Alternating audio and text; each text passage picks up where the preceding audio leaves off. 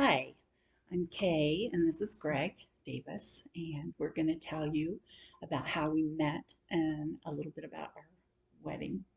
So, I had been in a relationship that went bad and was pretty depressed about it. We had lived in a small town that I didn't really think there was going to be anybody to date, so I was moping around the house, and my mom was concerned.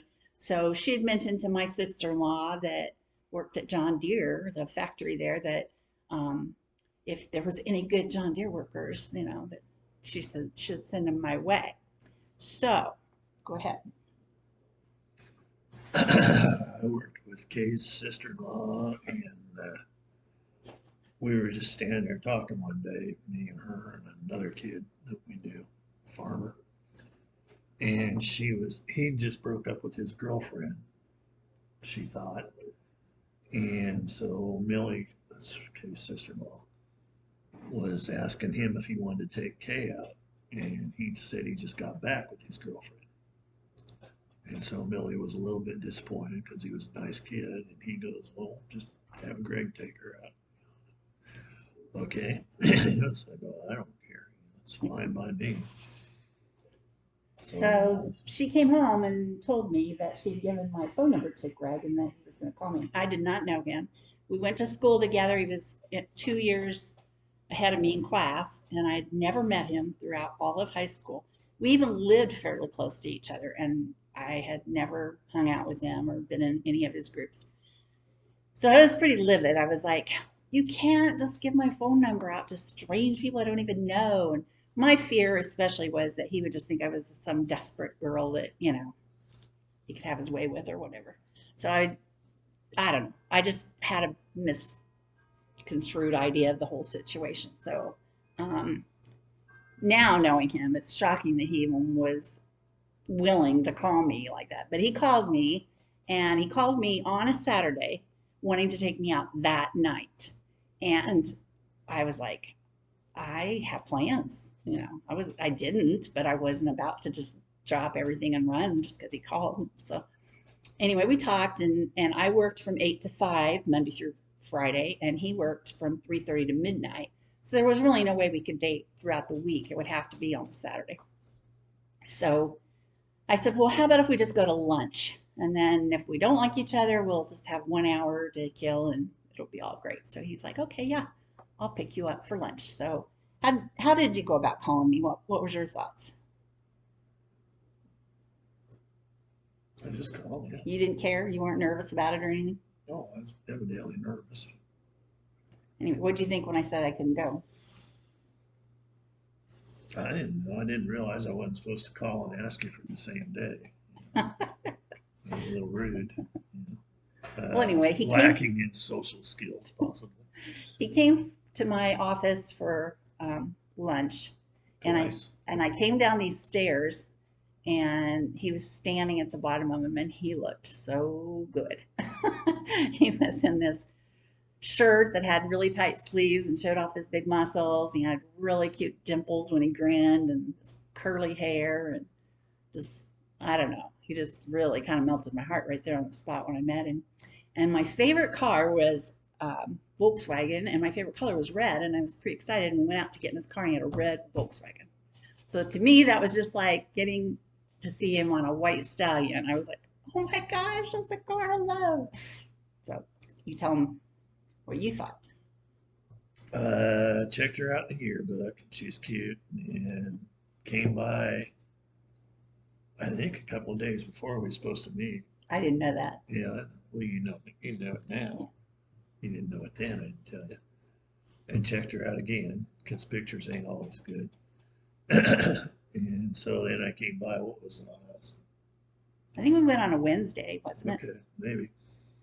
And picked her up. Not anymore. Oh, we went to Pizza Hut. And like I say, still kind of possibly lacking in social skills. I wasn't talking very loud. She was having a hard time hearing what I was saying, and she finally just kind of gave up and started saying yes and stuff.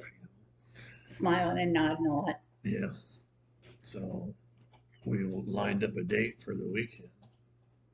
Yeah, so we were trying to think of what to do, but if we went to the movies down at the theater you really can't talk that entire time because there's people around. So I suggested maybe we should go to the drive-in. It was opening up that weekend, and I was like, "Would you want to do that? Because then we could talk in the car." And he was had his hands in front of his face, talking like this. And apparently, he asked me if I knew what was playing, and that was when I was smiling and nodding. And it wasn't necessarily appropriate, but I thought, well, she knows what's playing. Well, I'm not gonna pretend like I'm shy. It was an X-rated movie, Yeah, Vixen. what is that? Immediately. That's how it started. Yeah. So he picked me up, and we did. We went. Did we get something to eat, or did we just? I can't really remember that part, but I don't remember eating before we went there. okay. But we went to the drive-in, and it really wasn't exactly what it should be. So anyway, we ended up going for a car ride, Yeah. and I didn't know where we were going. He took me out this country road, and then next thing I know, we were turning down a dirt road and just going pretty far back into the land. And I was like, are we going to get caught trespassing here or what's going on? At this time, I owned 17 acres of pasture, maybe something like that. And it was about 13 miles away from the tunnel. So we'd driven out there, and then we'd driven about maybe an eighth of a mile, quarter of a mile back in. And there wasn't anything on it. There was an old abandoned tractor that the guy wanted, and we were just out there looking at it. So But he got to show me all of his land and tell me that he owned it, which really was a big deal back then because most guys his age didn't have anything. So that was kind of exciting. And he told me he was going to build a house on it, start out with just being a basement and live in it, and then save his money and build a house and basically not have debt and just, you know. So I was pretty impressed with him. That was pretty awesome. So I had a good time. Um, I don't know where we go from there. We we dated for that was in March that we met and started dating, and then by August we knew that we were in love and that we wanted to get married. Didn't ever really have anything too official about it, but we just talked enough that we knew. So my girlfriend, I had a group of there was three other girls, four of us that we liked to do things together, and one of them was getting married, her wedding. So Greg was coming in with me to the wedding. And so we got in his little red Volkswagen to go. and I don't even. I just asked her if she wanted to get married. I guess then we decided on a date. He didn't really even ask. He just got the ring out and said, "Do you want this?" This beautiful diamond. So I was like, "Yeah." So we go to the wedding. I'm so excited. And so we have one of my friends was already married. The her name was Debbie, was married. Becky was having her wedding and getting married, and the other one was Judy. And when we got there, unbeknownst to us, she just got engaged too to her boyfriend. So two engagements and a wedding all in one day. That was pretty exciting. Yeah. We ended up being engaged till February, and we got married on February 22nd, and it was crazy. The night before the wedding, I was at work and I went to go out to my car, and somebody had thrown a rock and the windshield was cracked. And so I wasn't very happy about that, but I was like, oh, it's not that bad. I'll just, okay, fine. So I get in the car and I'm heading over. My person that I asked to sing at the wedding, I just loved her voice, called me and had strep throat. So she was canceling out. So had contacted people, and I found this girl that I had never even heard her sing. I didn't know if I liked it or not, but I decided, okay, she said she was free that night and she knew the songs. She had sang them at other weddings. I'm like, okay, that's good. So I'm bringing her the music over, and I pull in her driveway and I give it to her. And so that made me happy that I kind of got that settled. Get out in the car, back out of her driveway, and ram right into somebody. So I wrecked my car, and it's got a cracked windshield, and I'm feeling pretty bad because we planned to take my car on the honeymoon. So I went home and I just came in the back door of my mom's house and broke down crying, sitting at her kitchen table just in a big heap of tears. And she came out. She thought the wedding had been canceled. She was like, "What's going on?" And I tell her what happened to my car, and she's like, "Oh." Just stop crying. That's nothing to worry about. It's like, so happy he was still going to marry me. Yeah. So you can tell him a little bit about the wedding then. Okay, so we were getting married. One bridesmaid was what, Just 7, 8 months? no, just 2 or 3 months. She just found out. Okay, she's just a couple months pregnant, and I had two, uh, whatever, Best man. best men up there, and they'd gone out the night before and hadn't quite got all the stuff out of their system yet. You know, I didn't go out with them, did I? No, If you did, you didn't. You weren't drinking. I was in good shape, literally. They weren't. And we're sitting there standing there, going through the wedding stuff, and the preacher's saying this and that and whatever else. I handed my bouquet to my maid of honor, and we went up to light this unity candle. There's 2 candles lit that were like representing Greg and I, and then there was a one big fat candle that we each took, and then we lit it together. And so they were playing "We've Only Just Begun" while we're lighting this candle ceremony. And I hear splat. It sounded like water being poured on the floor. And I thought, did I have water in my bouquet? Because I'd handed her my bouquet. I look over, she threw up all over the floor and my bouquet and everything.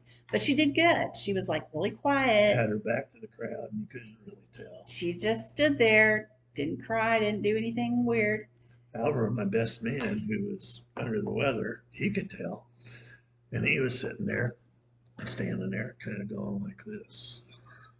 We thought he was going to go down too. I thought he's either going to pass out or start throwing up himself because he was just like weaving like he was sick. Yeah. But anyway, we got through it. Yeah. Took off down the aisle, and actually the sister-in-law took the bouquet and was trying to rinse it out, which didn't really happen. It's fresh flowers, so they're hard to wash. Yeah. Or some vomit out of them. Yeah. But then it was kind of like a blizzard out, and we were just going to Amana colonies, which is only maybe 100 miles. So we went ahead and took off and got up there. And like I say, it was still a blizzard out. The next day, we were they'd actually got snowed in, and the cooks and stuff couldn't make it. It was a motel with a real nice restaurant on it. And the cooks and stuff couldn't make it in, so we were getting fed ginger snaps and stuff like that. Horrible. Decided we'd try to get back home, and the idiot that plowed the parking lot just kept pushing it in a straight row, and once he got it so high he couldn't push it anymore, it was right behind my car. So we couldn't even leave when we wanted to. And it sounds romantic being in a blizzard and snowed in, but it wasn't. We were hungry, we were tired, we were ready to just be home again. So anyway, I've always heard that bad weddings and beginnings end up in great marriages, and here we are today. So awesome. still, I love you. love you too. That's 13 and a half. That's great.